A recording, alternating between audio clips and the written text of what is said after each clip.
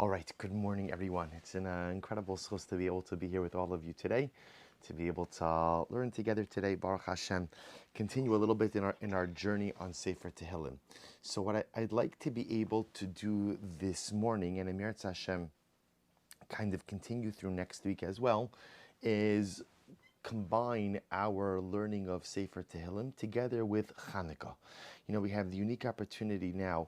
You know, the Svasanas brings down, the Ger Rebbe says that some of the holiest days of the year are the years in between Yom Kippur and Sukkot. So you say this of the holiest days of the year, and saying the holiest days are Elul, Rosh Hashanah, Aser Simei Tshuva. So the Rebbe says something amazing. He said, because there is something about the frenetic pace of preparation that people engage in when preparing for Sukkot. You know, there's so much to do for the Yom Tov of Sukkot.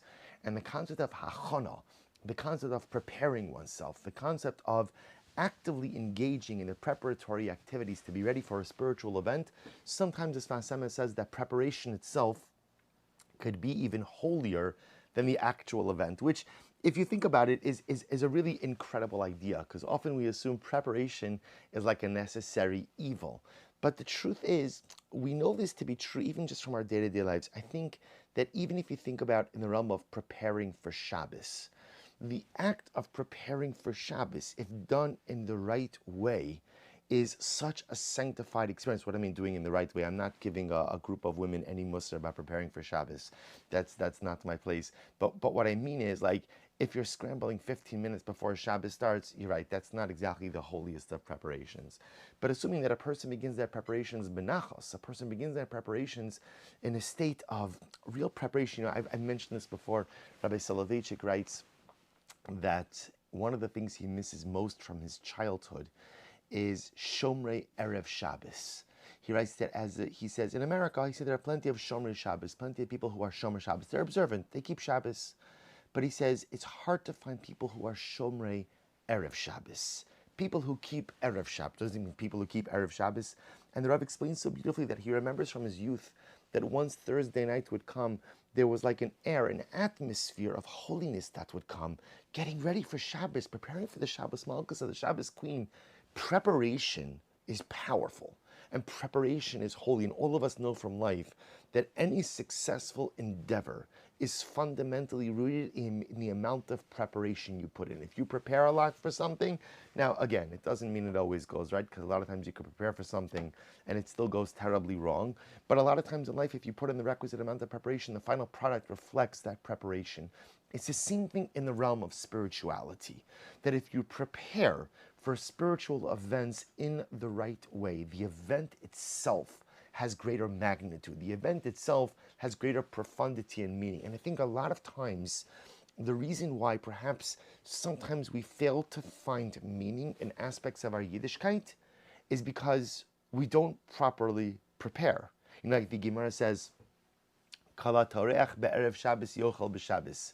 If you work on Erev Shabbos, you'll eat on Shabbos. So of course, on a very simple level, what that means is, if you prepare your food Erev Shabbos, you'll have something to eat on Shabbos. You don't prepare your food, you're going to have nothing to eat. But on a much deeper level, what Chazal were telling us is, the impact of any life event is fundamental. There's a correlation between impact and preparation.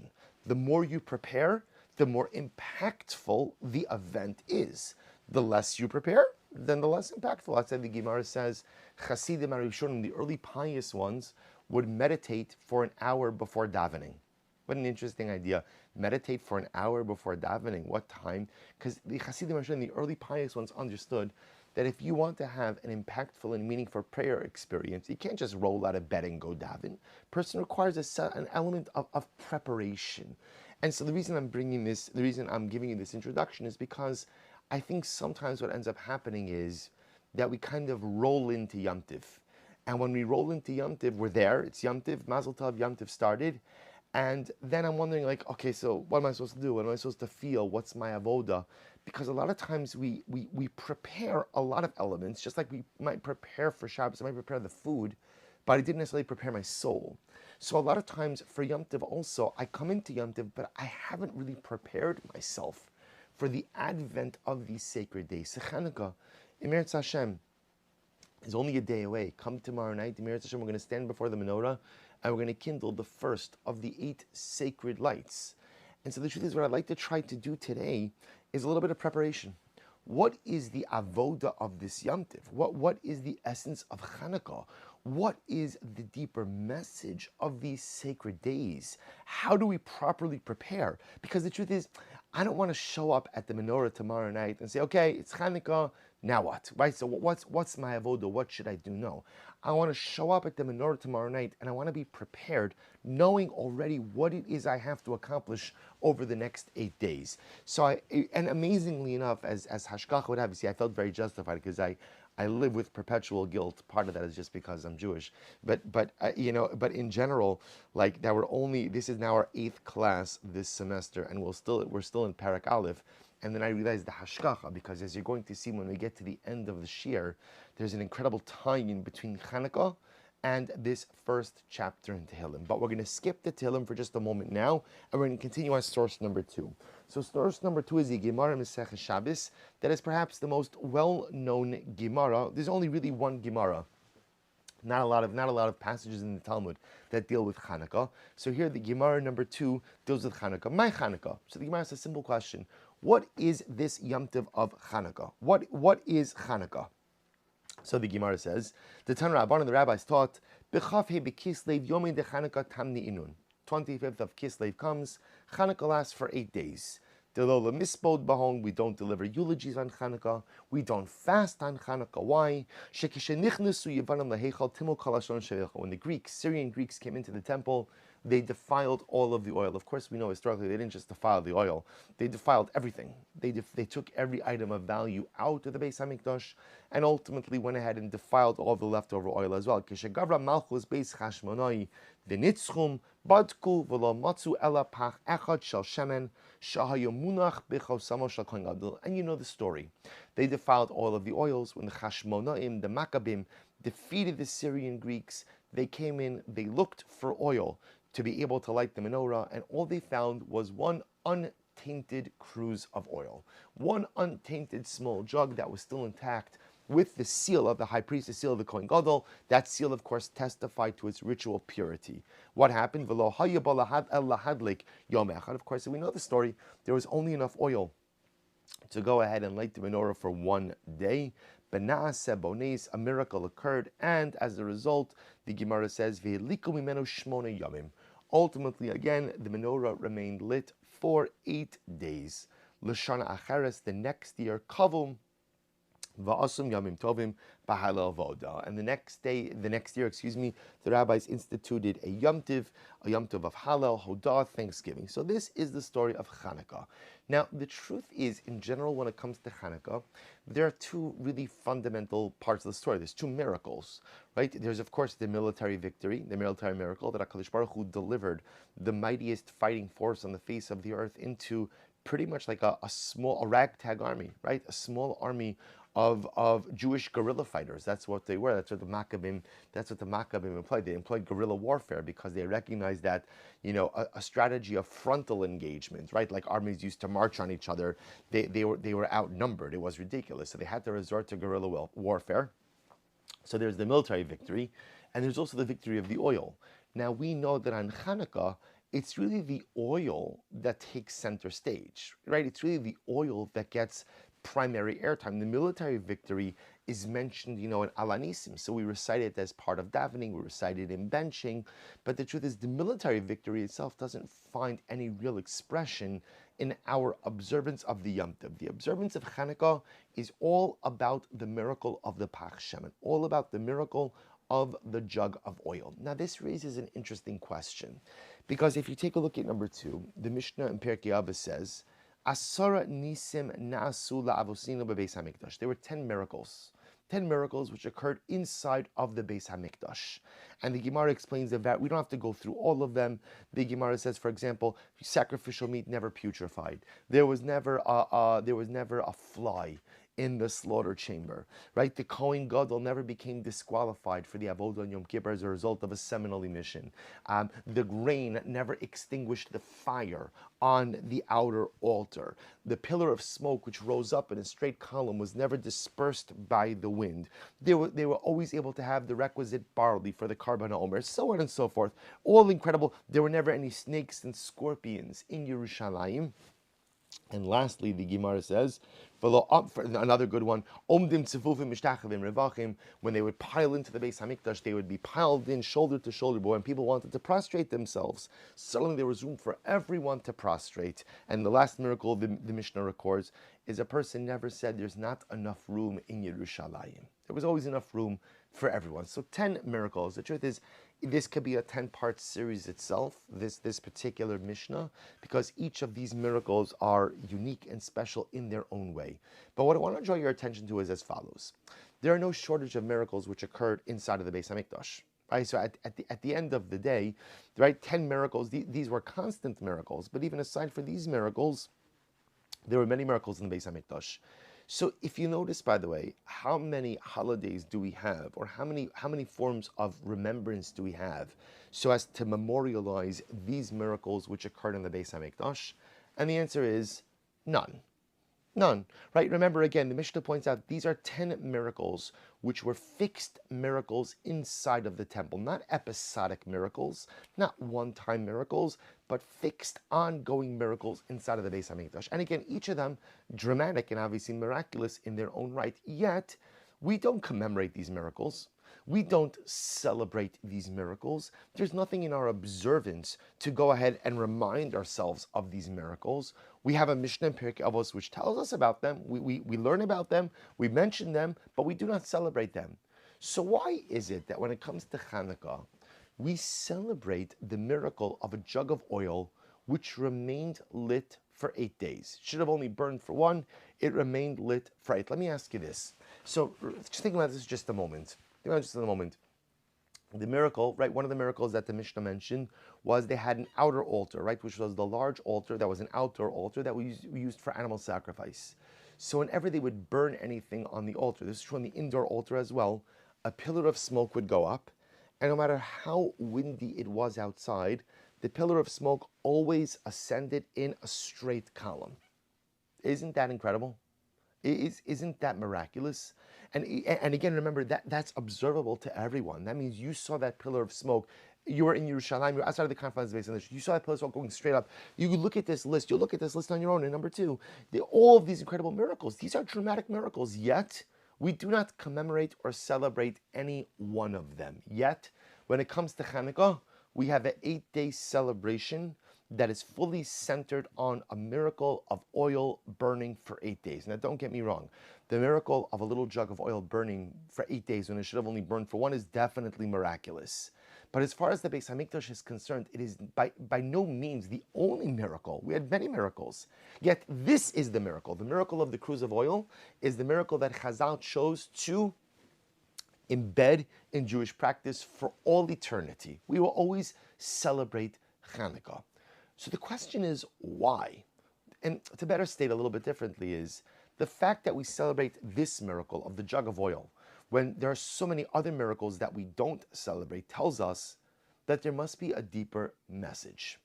There must be a deeper message. There must be something deeper embedded in this particular miracle. There must be some deeper message embedded in this miracle that Chazal wanted us to understand. And this is really incredibly important, because let's take a step back.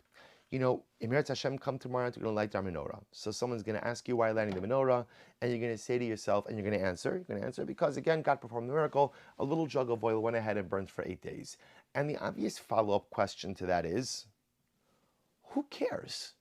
In other words, that's great. Good for you. Good shkoyach, right? A little jug of oil burned for 8 days. Okay, that was 2,400 years ago. So what? So what? Meaning, and you could ask the so what on two levels. So what? Meaning, we're a people of miracles. We've got so many better miracles than that one. Like if you want to talk about like the miracle, like Richter scale, that the needle doesn't even move on that one, right? It was great. A jug of oil went ahead and burned for 8 days. Okay, I mean, again, understand. Don't get me wrong. I'm impressed. I want to be clear. I am impressed, but I'm not like overly impressed because it's miraculous in the fact that oil burns altogether. In other words, who says that the liquid that comes out of olives should be flammable? Why should that? So God said. God said it should be flammable. Okay, so the same God that said that the juice that, and remember, yet the juice that comes out of grapes, that's not flammable, right? The juice that comes out of apples, that's not flammable. But yet for some reason, the juice that comes out of olives, that's flammable. Okay, so the same God that said that the juice that comes out of olives is flammable said that it should remain lit for 8 days. So again, don't get me wrong. I am not minimizing God's handiwork. I think the fact that oil burned for 8 days, I'm in favor of the celebration. I want to go on record as saying I'm in favor of it. I support it. I'm happy with it. I just don't understand like what all the big deal is. Because to me, then let's make a miracle about the fact that oil burns at all. Or for that matter, let's make a holiday about the fact that the sun comes up, the sun goes down. Let's make a miracle about the fact that the planet Earth is exactly aligned where it needs to be. And if it was one little bit closer to the sun, we'd be incinerated, and one little bit further from the sun, we'd be a big ice cube. There's no end to the miracles that surround us each and every day, right? We say this in Modim, when we express our gratitude to Hashem. We say to Hashem, Va'al nisecha shebechol yom imanu. Thank you, Hashem, for the miracles you give us every single day. Every day I am overwhelmed by the miracles of the Ribbon Shalom. I'm overwhelmed to be able to be here with you, to be able to talk, to be able to have thoughts that travel from my brain, find verbal articulation through my mouth, and the synapses and everything else that has to go into that. I'm overwhelmed by it. I'm overwhelmed by the technology that allows us to be able to learn together in the midst of a pandemic. I am overwhelmed by everyday miracles, or at least I should be overwhelmed by everyday miracles. So let's be honest, in the grand scheme of the miracle barometer, right? Oil burning for 8 days doesn't seem to be all that overwhelming, right? There's so much overwhelming stuff in our history. And again, that's why I brought you down this mission in Pirkei Avos. If you look at the list of the 10 miracles, these miracles, in my opinion, seem greater than oil going ahead and burning for 8 days. But yet, we don't remember these miracles, and we make an entire holiday out of the miracle of the Pach Shemen, of the cruse of oil, which tells us one very simple idea, which is that there's a message to the miracle. There's a message to the miracle. That obviously Chazal, again, I want to be clear. Anyone who thinks that we're celebrating the fact that oil burned for 8 days, if you think that's what Hanukkah is, that means I didn't properly prepare you for Yom Tov. Right? If you go to your menorah tomorrow night and you say, oh, we're celebrating oil that burned for 8 days. No. We're celebrating a message. We're celebrating a lesson. We're celebrating something much deeper. But that message is expressed in the oil burning for 8 days. So what is the message? What is the message of the miracle? So if you take a look at number 3, I want to share with you an incredible Gemara. When it comes to Hanukkah, there are two fundamental primary disputes. Take a look at number 3. Says the Gemara, Tan Rabbanan, Mitzvahs Hanukkah, Ner Ishu Beiso. The Mitzvah of Hanukkah, interestingly enough, we're not going to get into the halachic intricacies here, although they are quite fascinating. The Mitzvah of Hanukkah is on the home. This is very important, right? The Mitzvah of Hanukkah is not on the individual. The Mitzvah of Hanukkah is on the home. That's why, for example, let's say, again, you're traveling, but someone is going to be home in your house, right? Someone's going to be home. So technically speaking, the person who's home in your house could go ahead and light on your behalf, and you fulfill your obligation with that person's act of kindling. Why? Because the Mitzvah of Nirkhanika, the Mitzvah when you kindle your menorah, it's a Mitzvah that a home has to have a menorah kindled inside of it. It's not an obligation per se on the individual, it's on the home. That's what it means, Ner Ishu Beiso. Good, the Gemara says, and so the Gemara explains over here the differences in the observance. On the most basic level, all you need to fulfill the Mitzvah of Ner Hanukkah is one candle. One candle, and by the way, it's one candle every night. That's one candle on the first night, one candle on the 8th night. All you need is one candle. Then the Gemara tells us mahajim and mahajin, which means the best way to fulfill the mitzvah. So the best way to fulfill the mitzvah, every individual lights, but then you have an interesting machlokes here between Beis Shammai and Beis Hillel. Perhaps one of the most well-known machlokes, one of the most well-known disputes when it comes to Hanukkah. What's the machlokes? Beis Shammai omrin, Yom Rishon madlik shmona, mikan ve'elech poches v'holech. Beis Shammai says, the way it works is, the first night of Hanukkah you begin with 8 candles, and each subsequent night you remove 1 candle. So therefore, according to Beis Shammai, on the first night of Hanukkah you begin with 8 candles, and on the last night of Hanukkah you have but 1 candle. Beis Hillel says no, mosif v'holech. Mosif v'holech. You add on, you start the first night with 1 candle, and you go on and add an additional candle for each and every night, ending off Hanukkah with 8 candles, 8 neros. So I want to draw your attention to the wording over here. So Beis Shammai says poches v'holech, which literally means we diminish, poches, we diminish, and then we move forward. Diminish and move forward. So again, I start with 8, and then I diminish as I move forward. 7, 6, 5, 4, 3, 2, 1 on the last night. Beis Hillel, mosif v'holech. I add on as I go. I start with 1 candle, and I add on 1 additional candle each and every night. So the Gemara then goes on to discuss their svaras, where do they each come up with this. We're going to leave it at that. If you look now at number 4, one other interesting machlokes, another interesting debate. The Gemara says, Diboilahu, hadlaka ose mitzvah, o hanacha ose mitzvah. Another interesting debate. When is it exactly that you fulfill the mitzvah of Nirkhanika? When do you fulfill the mitzvah of kindling your menorah? Is it at the moment that you kindle? Or is it at the moment, ultimately, again, that you place it down in its proper location? I'll give you just a practical difference between these opinions.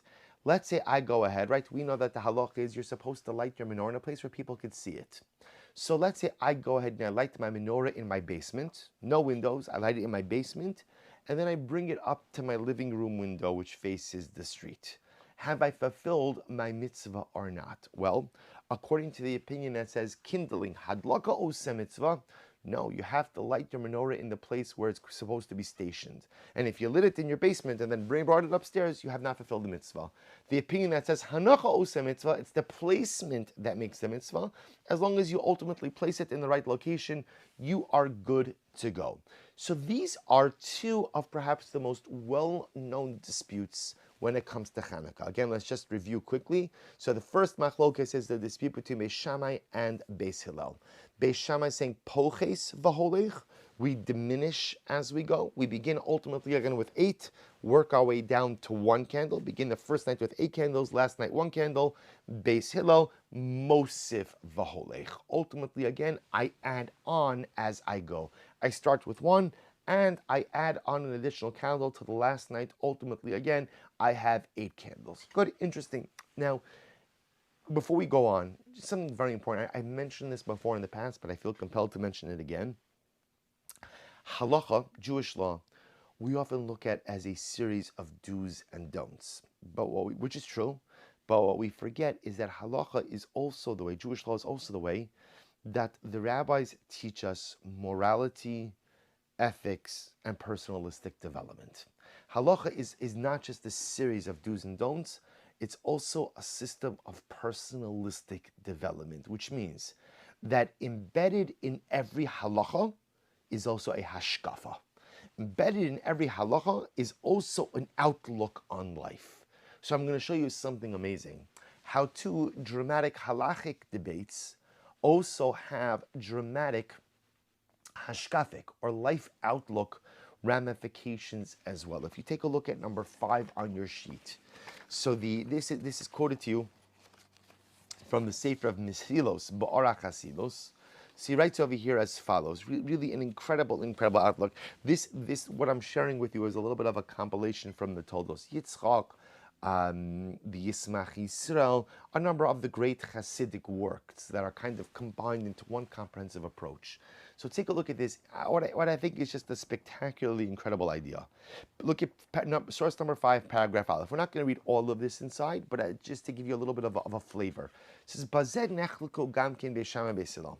The Beis Shammai sovereign poches v'holech. So listen to this. So he's quoting over here really from the Toldos Yitzchak. which is Rabbi Yitzchak of Nechshis, who was one of the great Hasidic luminaries. So he writes as follows. Let me give you one word of backdrop to this. You know, in the Sfarim in Hasidic literature, it's understood that Hanukkah is really a part of the Yamim Noraim. Chanukah is really part of the high holidays. Chanukah is part of the dynamic of tshuva as well, right? That during Chanukah, if you think about this, by the way, on a grand level, what is Chanukah? Chanukah is even the name itself, right? Chanukah means dedication, because what happened on Chanukah? The Chashmonaim rededicated the Beis Hamikdash. The Beis Hamikdash was defiled. The Beis Hamikdash was in pieces, literally, physically in pieces. I mean, not the structure, but everything inside, but also spiritually. It was profoundly defiled. Jewish life was defiled. What happens on Chanukah? There was a rededication of the temple. There was a rededication of the Beis Hamikdash. And the truth is, the rededication of the Beis Hamikdash was also a metaphor for the rededication of Jewish life. Because understand, the Sfas Emes, the Rebbe points out something very interesting. He says, Chanukah was not made into a Yom Tov immediately. In other words, right, the Gemara says, you would have thought that after they see this miracle of the others, say, okay, let's make a Yom Tov. But in fact, the Gemara says, L'shana Acheres, in a subsequent year, by the way, subsequent year might not even mean the following year, subsequent year can mean a couple of years later, they made a Yom Tov. They didn't make a new Yom Tov immediately. Why? Because the Jewish people, our ranks had been so depleted by Hellenization. There was such rampant assimilation. There was such a brokenness of Jewish spirit that we had to rebuild our ranks before you would go out and make a new Yom Tov. So amazingly enough, the rededication of the Beis Hamikdash was also a rededication of the self, a rededication of Am Yisrael. So Hanukkah has this incredible element of tshuva associated. This is why it's so important. We often forget these ideas. We think it's about oil burning. No one cares about oil burning. In other words, oil burning by itself is nothing to write home about. It's what the oil burning represents. It's the fact that the Chashmonaim went back into a Beis Hamikdash that was so defiled, that was so impure, and once again they kindled the light of holiness inside of it. Hanukkah is a Yom Tov of rededication. Historically, it was a rededication of the Beis Hamikdash. Contemporarily, it's a rededication of the self. As such, Hanukkah has, we'll discuss this a little bit more, also next week as well, but Hanukkah has many elements that are similar to the Yomim Noram, to Rosh Hashanah, to Yom Kippur, to Aseret Yimei Tshuva. Because what's Rosh Hashanah, Yom Kippur, Aseret Yimei Tshuva? A rededication of the self. I want a new year of life. Maybe I'm not so happy with the way I lived last year. I'd like to rededicate myself. I'd like to start again. I'd like to build myself back up. What's Hanukkah? Hanukkah is a rededication. Hanukkah is that sometimes over the last couple of months, it hasn't been so long since Rosh Hashanah, but sometimes just over the last couple of months, and sometimes it's over the last couple of years, sometimes over the last couple of decades, my Beis Hamikdash, my personal Beis Hamikdash, has become defiled. For a variety of different reasons. Sometimes the Beis Hamikdash becomes defiled because of bad decisions I made. Sometimes when the Beis Hamikdash becomes defiled because of neglect. My Beis Hamikdash kind of becomes like an overgrown garden, right? If you don't pull out the weeds and you don't go ahead and water things and you don't take care of them, it becomes overgrown and it becomes unseemly, just neglect. So sometimes my Beis Hamikdash is in a state of disrepair because of bad things I've done. I've introduced negative things into my personalistic temple. Sometimes I just neglected to take care of my Beis Hamikdash. When you neglect to take care of your Beis Hamikdash, if I neglect to take care of my body, there are obviously things that happen. If I neglect to take care of my soul, there are things that happen as well. Hanukkah offers us the opportunity to rededicate ourselves. Hanukkah says you can rededicate the most defiled item, because think about this. There was nothing more defiled than the Beis Hamikdash. The Greeks had brought in pigs. They offered up pigs on the altar. They smashed the altar. They brought in idols. Every source of impurity. They engaged in acts of immorality inside of the Beis Hamikdash. Again, every source of defilement was brought into the Beis Hamikdash. Yet the Chashmonaim came along and they said, no matter how much the defilement, we can rededicate. No matter how much the defilement, we could go ahead and try to figure this out. And we could tap into that contemporarily as well. No matter how defiled my personalistic temple has become, I have the ability to clean it out, to start again, and to rededicate. What's the shaila? What's the question now? How? How should I do that? How do I dedicate? How do I rededicate a defiled temple? It's a good question, right? You ever try to clean your garage? You ever try to clean your garage? So you say to yourself, you know what? Or your basement, wherever you accumulate. I was going to say, some people call it junk, other people call it precious memorabilia, right? Calling it precious memorabilia is just an excuse not to clean out your junk, right? But you ever say, okay, you know what? Today's the day. Today's the day I'm cleaning out the garage. And what happens? You go down, you have a good breakfast, I have 3 cups of coffee, I'm ready to go, good night's sleep, I cleared the schedule, right? I'm wearing my work clothing, I'm ready to get fashmutz, good. You walk into the garage, and what do you see? You see like a pile of stuff. And then what happens? It's amazing what happens. What do you say to yourself? Actually, I realized today's not a good day to do this. I realized, I just realized I forgot. I haven't called my third cousin in 4.5 years. We really should catch up with each other. I'm going to get to this later. Because human nature is such that when you see something that just looks too overwhelming, most of us just turn away. That's the way it works. You just turn away. Again, I don't like to say I turn away. Instead, suddenly I have a renewed dedication to extended mishpacha, right? So suddenly now I'm going to go through my Rolodex and call every long lost cousin. Anything to avoid dealing with the towering pile of aged memorabilia that's sitting in my garage. Human nature is such that when you encounter something overwhelming, almost like the instinct is flight. Just get me out of here. It's fine with your garage, because at the end of the day, if you don't clean out your garage, life will go on. The problem is when we apply that instinct to our personalistic temple. So sometimes I look inside myself, I see my personalistic Beis HaMikdash, and it's fallen into disrepair. Sometimes, as we said before, it's fallen into disrepair because I just neglected it. It's overgrown. It's just not repaired. The personalistic paint is peeling. Right? There's weeds growing everywhere. And sometimes my personalistic temple is in a state of disrepair because I've done things I shouldn't have done. But then when I walk into myself, when I introspect, when I begin to look inward and I see the level of dysfunction, the level of disrepair, I'm just so profoundly scared off that I just want to run the other way. It's time to call my third cousin. I just can't deal with this right now. So comes along Beis Shammai and Beis Hillel and they say, don't run. Confront. Although it's easy to run from everything. All of us know the moment you start running, people have to run from their problems, which is really incredible because, people have so much stamina to run from their problems. But yet, amazingly enough, if I would just use that same stamina to confront and to deal with my life issues, how much better off I would be in life and how much happier I'd be in life. So Beis Shammai and Beis Hillel, their machlokas. Remember again, what was their machlokas? Let's talk about this outside. What was their machlokas? So remember again, there are 2 machlokas and 2 debates. Machlokas number 1 is, how do you light your menorah? So remember again, what did Beis Shammai say? Beis Shammai said, poches v'holech. Start with 8, right, and continue down to 1. Right? So says the Toldos Yitzchak something absolutely amazing. What is Beis Shammai saying? If you want to go ahead and fix your personalistic temple that is in a state of disrepair, either because of neglect or because of bad decisions, the first step is poches. Poches means you have to stop doing things. It means diminish. I have to identify what are the negative activities that are holding me back. What are the things that are keeping me in place or causing me to regress? What are the negative character traits? What are the negative behaviors? Who are the negative people that are simply holding me down, holding me back? What are the negative qualities that I possess that are preventing me from self-actualizing? Says Beis Shammai, when you could identify that, poches means to diminish.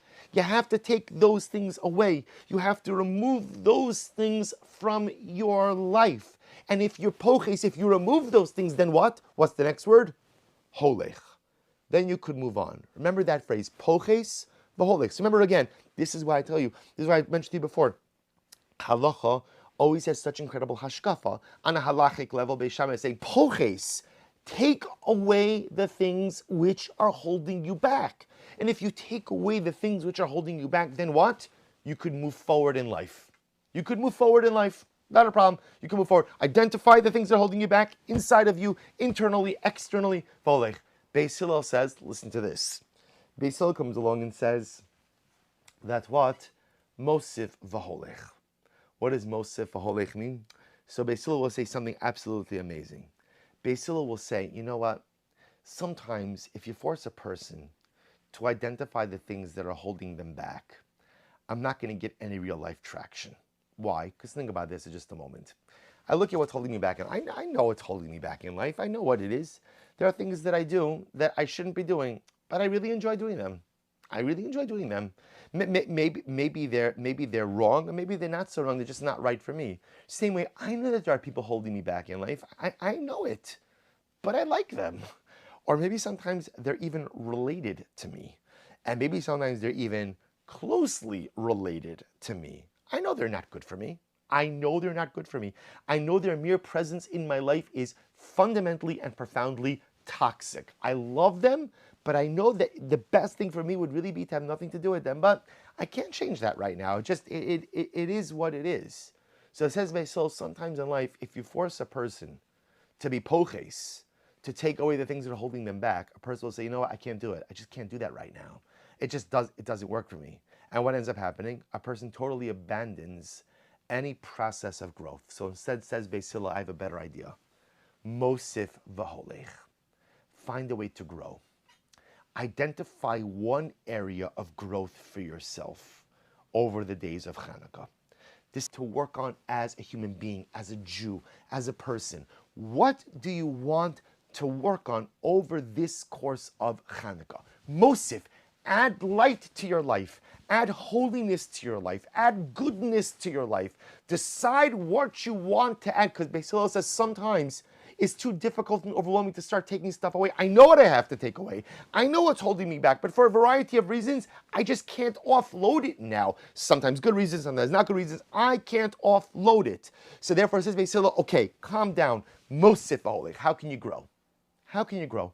Identify an area of growth and push yourself forward. Push yourself forward. So this says, the Todos Yitzchak, ultimately again, is the fundamental machlokes in Beis Hillel. Everyone agrees that Hanukkah is a time of personalistic rededication. So what's the dispute?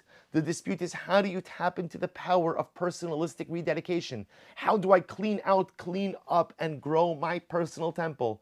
So Beis Shammai will say, Poches v'holech. Poches v'holech. You got to identify what's holding you back, offload it, and then you'll be able to move forward. That's the first step. Beis Hillel says, Mosif v'holech. You have to go ahead. Sometimes it's too difficult to offload the stuff that's holding me back. Sometimes it's too difficult to even contend with the negativity or the things that are holding me down. Instead, focus on how you could grow. Focus on how to move yourself forward. What area of growth can you focus on? How can you make yourself better? How can you make yourself holier? How can you elevate yourself? I can't focus on the stuff right now that's negative, broken, in a state of disrepair. I want to focus on the positivity. What could I do to move myself forward? So he says, that was machlokes number one. What was machlokes number two? Second dispute. Hanacha ose mitzvah or hadlaka ose mitzvah? Is it the placing down of something, of the menorah that creates the mitzvah, or the act of kindling? Interestingly enough, so the Yismach Yisrael says it's the same machlokes. Hanacha means to put something down. A lot of times in life, I'm holding on to things that I should not be holding on to. Same idea. I'm holding on to character traits, to behaviors, to activities, to relationships that are not good. They're just not good. They're not going to get me where I need to go. Hanacha ose mitzvah.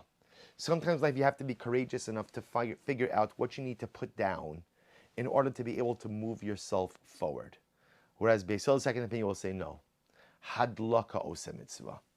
It's the act of kindling. Remember, when you kindle the fire, what direction does the fire, what does the flame go in? The flame shoots upwards. Sometimes in life it's too difficult to be able to contend with the things that are holding you back, the things that are broken, the things that are in a state of disrepair, the toxic relationships. It's too difficult for me to examine that and to deal with that. So instead, focus on growth. How do you ignite yourself? How do you light yourself spiritually on fire? What can you do to spiritually elevate yourself? So you see what's happening over here? Isn't this absolutely incredible? The machlokes, Beisham Beis Hillel, is a fundamental life machlokes. How do I tap into the ability to engage in personalistic rededication of Hanukkah? Hanukkah, which is the Yom Tov of rededication, that's what Hanukkah is all about. This is so incredibly important.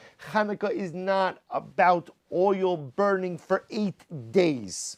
Oil burning for 8 days is a miracle that gets us to focus. But the message of Hanukkah is one of rededication. How do I rededicate my personalistic temple? How do I rededicate myself? And this is the machlokes, Beisham Beis Hillel. So Beis Shammai will say, Poches v'holech Hanocha oseh mitzvah.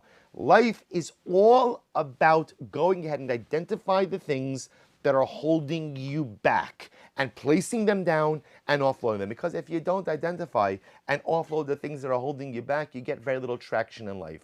And Beis Hillel says no. Beis Hillel says, if you force people to confront their demons, if you force people to go ahead and identify things that are holding them back, the relationships that are holding them back, the things that I'm doing to hold myself back, it's overwhelming. And what's going to happen? A person's just going to end up doing nothing. So instead, what's the halacha? The halacha is mosif v'holech, hadlaka oseh mitzvah. Ignite yourself. Find something you could do to work on yourself. Identify an area that you want to grow. Identify an area that you could plow positive energy into to make yourself a better person. Uplift yourself, ignite yourself, kindle your soul. And by that, in that way, you can go ahead and rededicate your personalistic temple. Who's right? Who's right? Who's right? So this is fascinating. Generally, throughout the entire year, Beis Shammai is correct. Remember again, this is our tie back into Tehillim. We've been studying chapter 1, Parak Aleph in Tehillim. And what did David HaMelech talk to us in Tehillim? Remember again, you want to lead an Ashrei life. What's the first step in leading an Ashrei life? Offload the negativity. It's Sur Meira V'Yaseh Tov. That's the mantra for successful living. It's amazing. In general, throughout life, Beis Shammai is correct. Remember, what does David HaMelech say? You want to lead an Ashrei life? What do you have to do? Asher lo halach ba'atzas rishon, b'derech hatoim lo omad, b'moshav leitzim lo yashav. Remember again, the first things that King David writes about in leading an Ashrei life is not positive things. It's not following in the counsel of the wicked, not standing in the way of sinners, not sitting in the company of scorners. And then afterwards, then it's learning Torah, delighting in Torah, engaging spirituality. In general, in life, the halacha is like Beis Shammai. It's Sur Meira V'Yaseh Tov. You want to lead a successful life? A successful life requires me to go ahead and identify the negative things, identify the things that are holding me back, and find the courage to offload them. Because if not, you can't get traction. Remember again, if not, it's what Chazal call Tovel v'sheres biyodai, going into the mikvah and holding a dead rodent in my hand. Apologize for the imagery there, right? So holding a dead rodent into my hand, and even though I could dunk 15 times, it doesn't make a difference. That tumah, that impurity is in my hand. It doesn't get me anywhere. But amazingly enough, and by the way, even Rosh Hashanah Yom Kippur, right? We paskin like Beis Shammai, right? What do you have to do of Rosh Hashanah Yom Kippur? What do you have to do of Rosh Hashanah Yom Kippur? I have to do tshuva. And what's tshuva? Ana Hashem, chatasi, avisi, Pashati, asisi kach v'kach, vidui, confession. Confession forces me to acknowledge the things that are broken, the things that are wrong, and I have to make a plan for how I'm going to deal with them. So throughout life, Beis Shammai is really correct. Throughout life, it's poches v'holech. You have to offload the negativity, identify the negativity, get rid of it, and then you can move forward. It's Hanocha oseh mitzvah. Only if I put down the things that are holding me back that I have the ability to really grow. The halacha follows Beis Shammai throughout the entire year, except for 8 days. Except for 8 days. Because on Hanukkah, we paskin like Beis Hillel. On Hanukkah, we know, again, you all know this, we paskin mosif v'holech. We start with 1 candle tomorrow night, and we end Hanukkah Mirat Hashem with 8 candles. We paskin hadlaka oseh mitzvah. That is the act of kindling that affects the mitzvah, not the placing down. So says this from something absolutely amazing. Shem Shmuel quotes this, that even though throughout the entire year, hashkafically, I mean, we paskin like, when I say paskin like Beis Shammai, I don't mean halachically, I mean hashkafically. Hashkafically, we hold like Beis Shammai. That again, hanocha oseh mitzvah, poches v'holech, sur meira v'yaseh tov. If you want to grow in life, Like David HaMelech says, first step is identify, offload the negativity, things that are holding me back, then engage in positive dynamic activity, except for 8 days.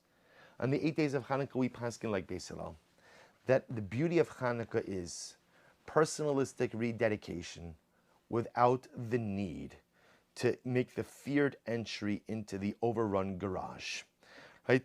Because a lot of times when I look into myself and I introspect, I kind of see the garage that has years and years of accumulation. And the same when I walk into that physical garage, I just turn right around because, you know what, I just become overwhelmed. Despite the fact that I planned this day for months, right? I X'd out on my calendar, this is garage cleanup day. Once I see it, I'm like, oh my gosh, I cannot do this. Hanukkah gives us an incredible gift. I could focus on growth without having to focus on that which is broken. I could focus on how I could lift myself up without going ahead and having to deal with all of the accumulated stuff that has really taken over my personalistic temple over the last number of weeks, months, years, and for some of us, decades. Chanukah says, just focus on how you're going to bring light. Just focus on how you're going to build yourself. Again, the rest of the year, I have to focus on what's broken. The rest of the year, Surmei Rav Yasei Tov. The rest of the year, positive dynamic activity doesn't really get me anywhere unless, of course, I first find the courage to be able to go ahead and really offload the negativity. Offload the negativity. Offload the stuff that's holding back. Otherwise, I'm going to the mikvah and I'm holding the dead rodent in my hand. But for the 8 days of Hanukkah, we paskin like Beis Hillel halachically and hashkafically. Mosif v'holech. The avodah of Hanukkah is not to find what's broken inside of yourself. The avodah of Hanukkah is to identify areas of growth and to build on them. To identify for yourself, what do you want to do? Who do you want to be?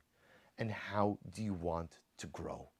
And focus on that for 8 days. The introspection, the going ahead and figuring out what's broken, how to offload it, that happens before Hanukkah, that happens after Hanukkah. But Hanukkah itself, all the Ribono Shel Olam wants of me is Mosif v'holech, Hadlaka ose mitzvah. How do you want to burn bright? This is the incredible gift of Hanukkah. And the truth is, we see this expressed in kind of different ways as well. You know, and first of all, before we get to that, now you begin to understand why, even though there were these incredible 10 miracles inside of the Beis HaMikdash, the truth is, miracles are only remembered for all eternity when they convey some type of message. These miracles in the Beis HaMikdash, each of them had a message, but at the end of the day, they not deemed by HaKadosh Baruch Hu, by Chazal, to be eternal messages. The eternal message of the Pach Shemin is one of rededication. But what Hanukkah affords us is an incredible opportunity. You know what it is? This is going to sound a little bit strange, but I'm going to say it. Hanukkah is Yamim Noraim without the guilt. It's Yamim Noraim without the guilt.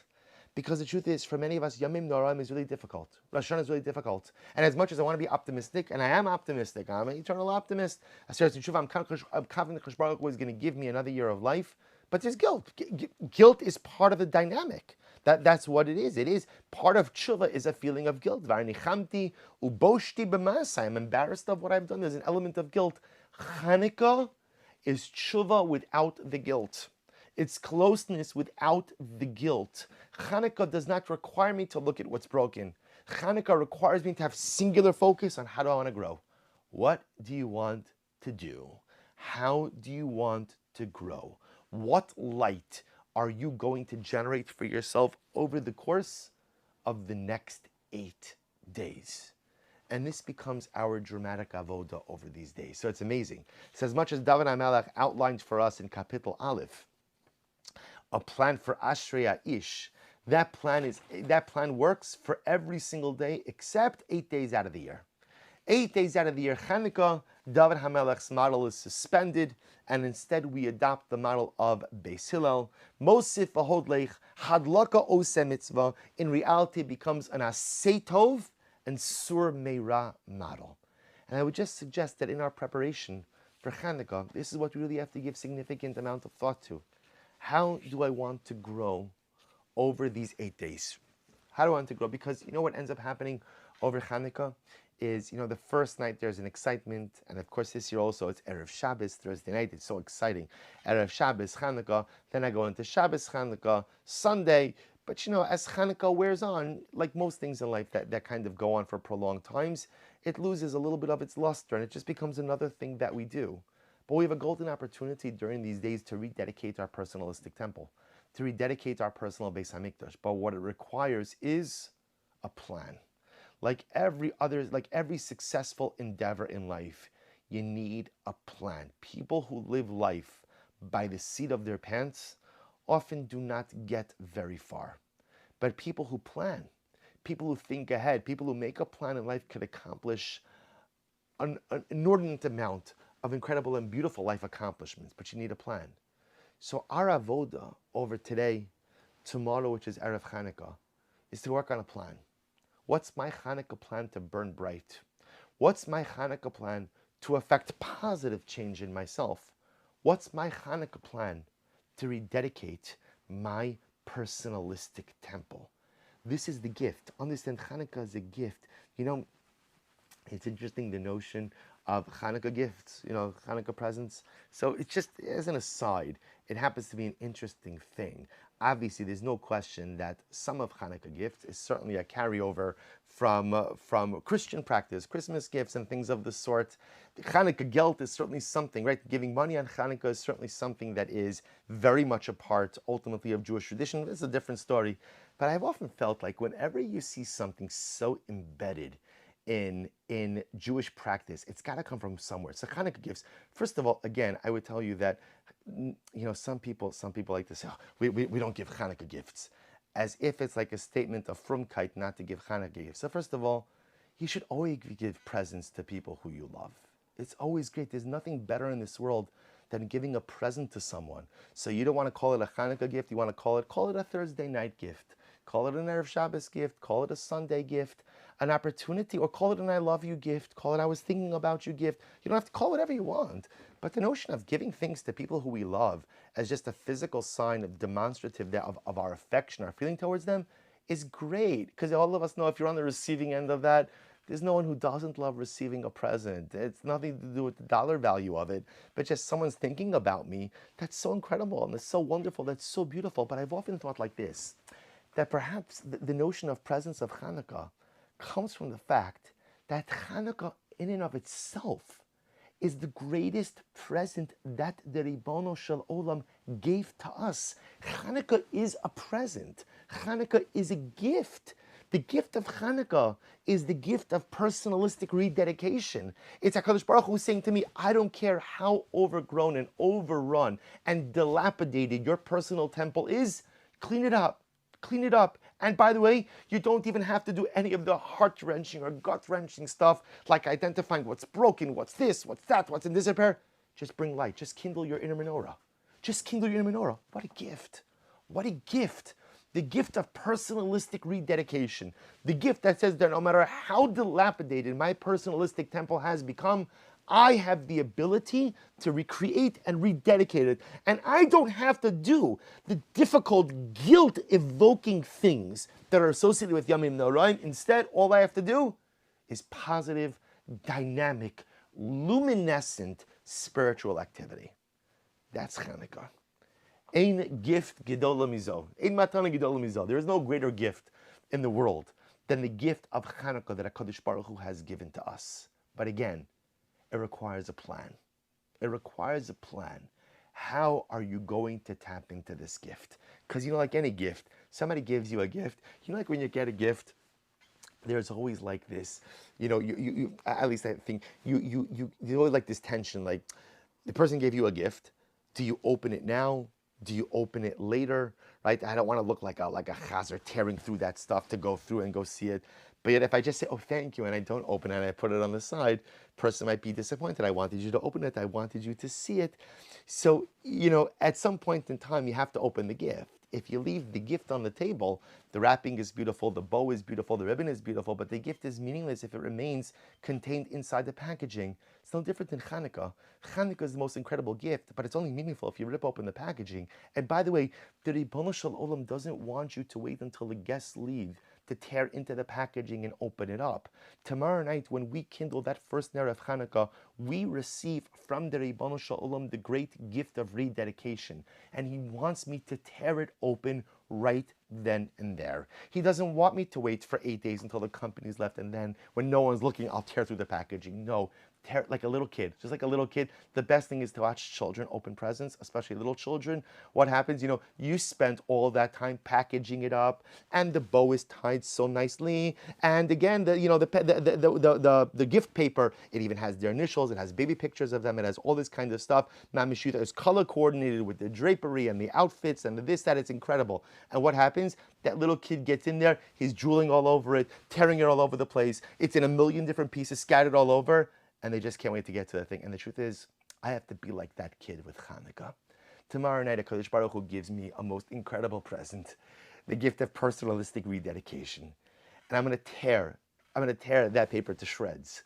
I'm going to just get into that gift, and I'm going to take it as my own. I'm going to hold it in my hands.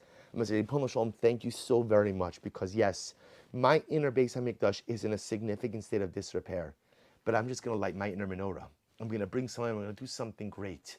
But our avoda between now and tomorrow night is make a plan. Make a plan. Make a plan for your 8 days. Make a plan for what you want to do. Make not a life plan. I don't mean a life plan. Most of us who have spent time making life plans know generally how do life plans usually turn out. They almost never work. And they never work because then life throws me some kind of curveball. There's some type of variable that I didn't plan for. So the life plan is, don't make life plans. Don't make life plans. Make 8-day plans. Make 8-day plans. Make Hanukkah plans. What's your plan for personalistic growth and rededication on Yom Tov of Hanukkah? And if you make that plan and you show up in front of your menorah tomorrow night, and right before you light that first ner, you just utter a silent tefillah. Thank you, HaKadosh Baruch Hu, for the great gift of rededication. Thank you for this most awesome of all presents. And I promise you, Ribono Shel Olam, I'm going to use it well. I promise you that over the next 8 days, I'm going to introduce an incredible amount of light into my life, into my Beis HaMikdash, and hopefully into the world around me as well. I'm going to take this gift of rededication and I'm going to maximize it to its fullest. Maybe Zochem Yetz Hashem, over the next day, to make a plan, really to make a plan. I would urge each of us, find time. I know no one has time. No one really has time, and no one has quiet time, but find time. Whether you have to wake up earlier in the morning, go to sleep later at night, or just shut down everything, 10 minutes, 15 minutes, 20 minutes. Make your 8-day plan. Decide what you're going to do every single day of Hanukkah to make yourself greater and to rededicate your Beis HaMikdash. And then that's the chus. Hopefully the merit of A, making a plan, B, implementing the plan, C, rededicating our personalistic temple. And the chus of that rededication and in the merit of all the light that our personalistic temples will generate. Maybe Zochem Yetz Hashem, that before Hanukkah is over, the Ribono Shel Olam will send the Geula, will send Mashiach, and then Yetz Hashem, we will be Zochet to stand in a rebuilt Yerushalayim, in a rebuilt Beis HaMikdash, with our gaze fixated on Aaron HaKohen, lighting the menorah on behalf of all of Klal Yisrael. Here, Rabbi Amenu. Amen. Wishing everyone a wonderful day and a Freilich Hanukkah. Thank you so much. Thank you, Rabbi Silver. My pleasure. Thank you, Rabbi Silver. Thank you. Thank you. Hanukkah. Freilich Hanukkah, everyone. Thank you. My pleasure. Freilich Hanukkah, everyone. Thank you. Thank you, Rabbi Silver. Thank you, Rabbi Silver. Thank you. Thank you. Happy Hanukkah. Thank you so much. Thank you.